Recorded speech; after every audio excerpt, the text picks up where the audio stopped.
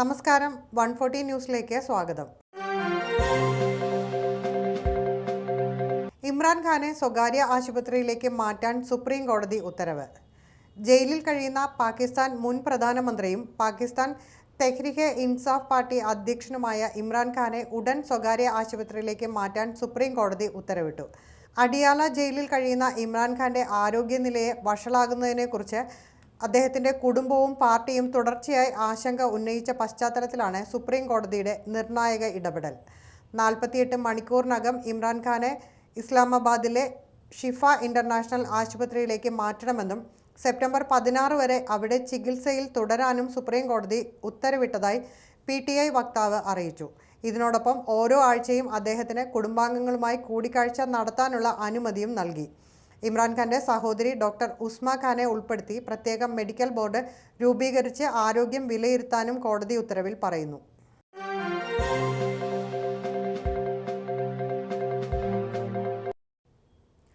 അമേരിക്കയിൽ Indian വംശജ ICE കസ്റ്റഡിയിൽ.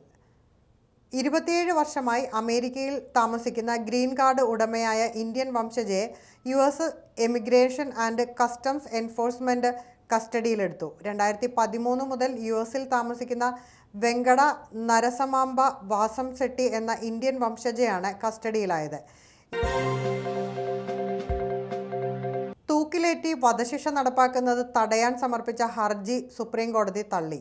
വധശിക്ഷയ്ക്ക് വിധിക്കപ്പെട്ട പ്രതികളെ തൂക്കിക്കൊല്ലുന്നതിൻ്റെ ഭരണഘടനാ സാധുത ചോദ്യം ചെയ്ത് സമർപ്പിച്ച ഹർജി സുപ്രീം കോടതി തള്ളി.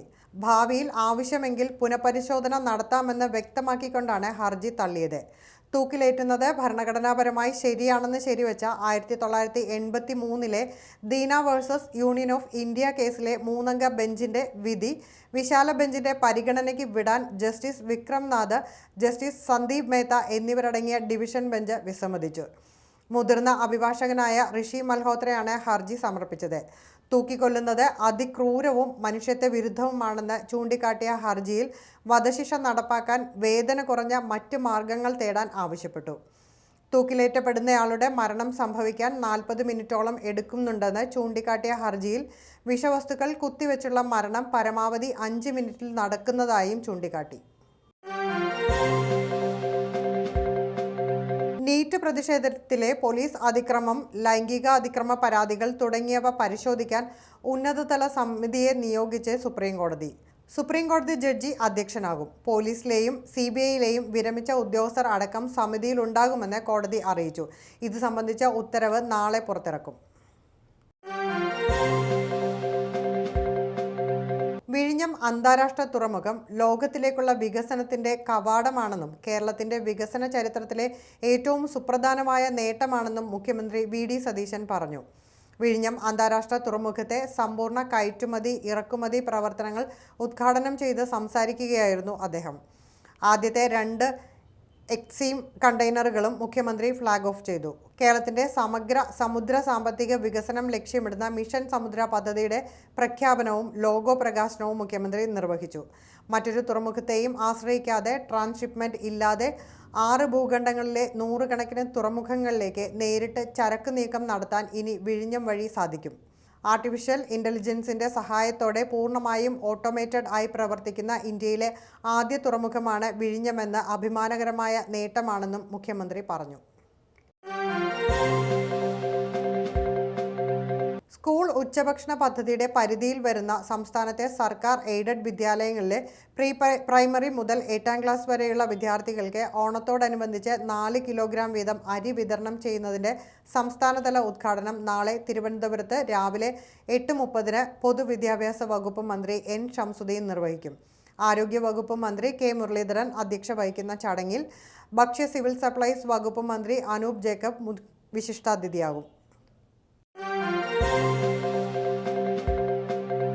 ക്ഷേമ പെൻഷനും ക്ഷേമനിധി ബോർഡ് പെൻഷനും ഫണ്ട് അനുവദിച്ച സർക്കാർ. ക്ഷേമനിധി ബോർഡ് പെൻഷനും സാമൂഹിക സുരക്ഷാ പെൻഷനും തുക അനുവദിച്ച് സംസ്ഥാന സർക്കാർ.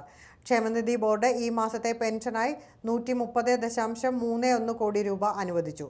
6.59 ലക്ഷം ഗുണഭോക്താക്കൾക്ക് പെൻഷൻ ലഭ്യമാകും. പെൻഷൻ വിതരണം നാളെ ആരംഭിക്കും. ഈ മാസത്തെ സാമൂഹിക സുരക്ഷാ പെൻഷൻ വിതരണത്തിനായി 951.39 കോടി രൂപയും അനുവദിച്ചു. 51.59 ലക്ഷം ഗുണഭോക്താക്കൾക്ക് പെൻഷൻ ലഭ്യമാകും. ഈ മാസം 31 വരെ പെൻഷൻ വിതരണം ചെയ്യും. ഈ മാസവും സഹകരണ സംഘം വഴി വീട്ടിൽ പെൻഷൻ എത്തിക്കും.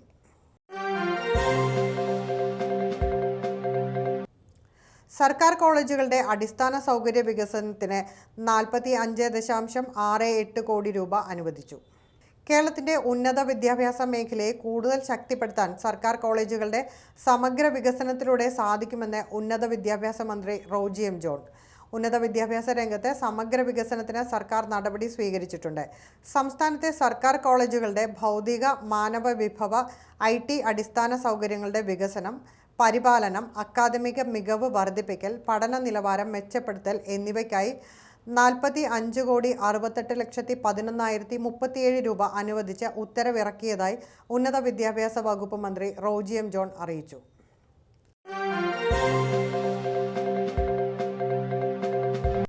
ഒരാഴ്ച നീളുന്ന ഓണാഘോഷം. 35 വേദികളിലായി 340ഓളം ഇനങ്ങൾ. സംസ്ഥാനത്തെ ഓണം വാരാഘോഷം ഓഗസ്റ്റ് 24 മുതൽ 30 വരെ സംഘടിപ്പിക്കുമെന്ന് മന്ത്രി PC വിഷ്ണുനാഥ് അറിയിച്ചു. തിരുവനന്തപുരം ജില്ലയിൽ 35 വേദികളിലായി 340ഓളം ഇനങ്ങൾ അവതരിപ്പിക്കും. ട്രേഡ് ഫെയർ 21-ന് മന്ത്രി മുരളീധരന്റെ നേതൃത്വത്തിൽ ഉദ്ഘാടനം ചെയ്യും. വിശിഷ്ടാതിഥിയായി സമാപന ദിനത്തിൽ ഉപരാഷ്ട്രപതി പങ്കെടുക്കുമെന്നും മന്ത്രി പറഞ്ഞു. ശുചിത്വ മിഷൻ ഹരിത ഓണമായി ആചരിക്കുന്നു. ഗ്രീൻ പ്രോട്ടോകോൾ കമ്മിറ്റി ഓണം നിരീക്ഷിക്കും. ഓപ്പറേഷൻ തൂഫാൻ സ്ക്വാഡും ഓണത്തിന്റെ ഭാഗമായി ഉണ്ടാകും. ഫെസ്റ്റിവൽ ഓഫീസിൽ ലോഗോ പ്രകാശനം നടന്നു. ഓഗസ്റ്റ് 24 മുതൽ 30 വരെ 35 വേദികളിലാണ് ഇത്തവണത്തെ ഓണാഘോഷം. ഓണം ടൂറിസം വാരാഘോഷം ഓഗസ്റ്റ് 24-ന് വൈകിട്ട് 6:30-ന് നിശാഗന്ധി ഓഡിറ്റോറിയത്തിൽ മുഖ്യമന്ത്രി ഉദ്ഘാടനം നിർവഹിക്കും. ഉദ്ഘാടനത്തിനു മുന്നോടിയായി ചലച്ചിത്രതാരം ശോഭനയുടെ നൃത്ത പരിപാടിയും അരങ്ങേറും. നടൻ കുഞ്ചാക്കോ ബോബൻ വിശിഷ്ടാതിഥിയായി പങ്കെടുക്കും. ഓണം ടൂറിസം വാരാഘോഷത്തിന് സമാപനം കുറിച്ച് ഓഗസ്റ്റ് 30-ന് വർണ്ണാഭമായ ഘോഷയാത്ര സംഘടിപ്പിക്കുമെന്നും മന്ത്രി പറഞ്ഞു.